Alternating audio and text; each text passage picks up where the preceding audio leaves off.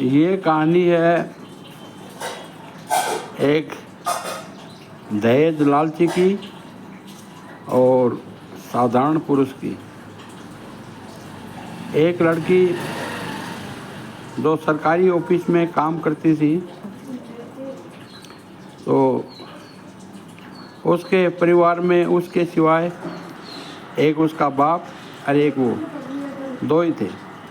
बाप उसका बूढ़ा हो चला था, तो एक दिन बाप ने उससे कहा कि बेटी, मैं बहुत बूढ़ा हो चुका हूँ, तो आप किसी लड़के से शादी कर लो, तो मैं उसको संभला के और मैं फारिग हो सकूँ।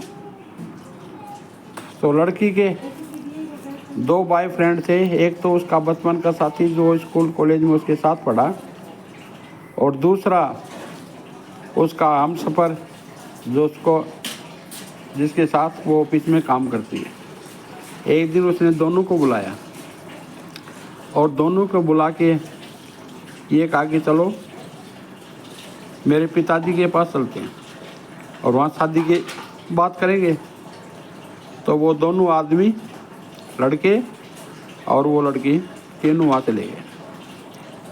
तीनों वहाँ जाने के बाद में वो क्या देखते हैं कि जो लड़की का बाप था वो एक लॉन में सफाई कर रहा था, पेड़ पौधों में पानी दे रहा था। तो जो बड़ा लड़का था जो उसके साथ काम करता था ऑफिस में, उससे लड़की ने कहा कि बताओ क्या आपको मेरे से शादी करनी है। तो उसने कहा कि भाई मैं तो तेरे साथ ये सोच के आया था कि तुम्हारा बाप बहुत ही धनाढ़ व्यक्ति होगा, अच्छी खासी उसके पास कोठी होगी, अच्छे रुपए होंगे, अच्छी ज़मीन जायदाद होगी। लेकिन ये तो बूढ़ा तेरा बाप कंगालपति, इसके पास देने के लिए ना तो दहेज है, ना ये बारात की खातिरदारी कर सकता, ना ये कुछ दे सकता, तो इस फटीचर के पास है ही क्या। तो भैया मैं तो ये सोच समझ के साथ आया था तेरे कि मैं इससे शादी करूँगा तो दहेज में अच्छे मिलेंगे, एक 4 पहिया वाली गाड़ी मिलेगी, अच्छी ज़मीन जायदाद मिलेगी, अच्छे रुपए पैसे मिलेंगे। तो भाई मैं तो तेरे से शादी नहीं करना चाहता। तो बोलो शादी नहीं करना चाहते तो जाओ, तुम्हारी छुट्टी। अब दूसरा उसका बचपन का साथी, स्कूल कॉलेज में साथ तक पढ़ा, उस लड़की ने उसको कहा कि अब भैया आप बताओ।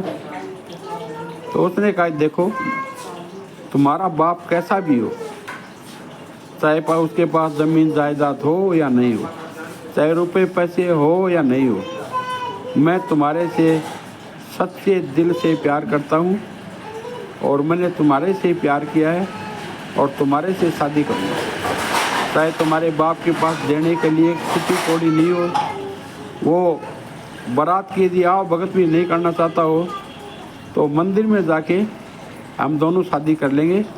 मेरे को ना तो 1 रुपया चाहिए और ना तुम्हारी धन दौलत चाहिए। अब उसका बाप करने लगा कि ठीक है बेटा, मेरे को ऐसा ही दामाद चाहिए था और मैं तो ये परीक्षा ले रहा था।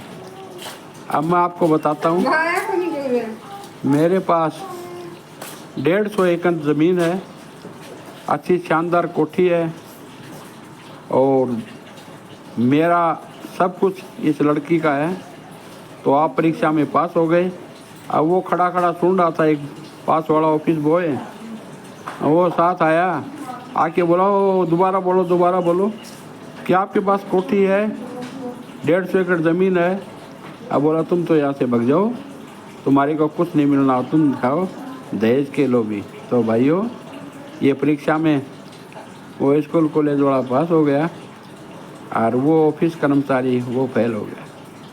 तो दहेज लेना और देना दोनों गुनाह है, ना तो दहेज लो और ना दहेज दो। थैंक यू, जय हिंद।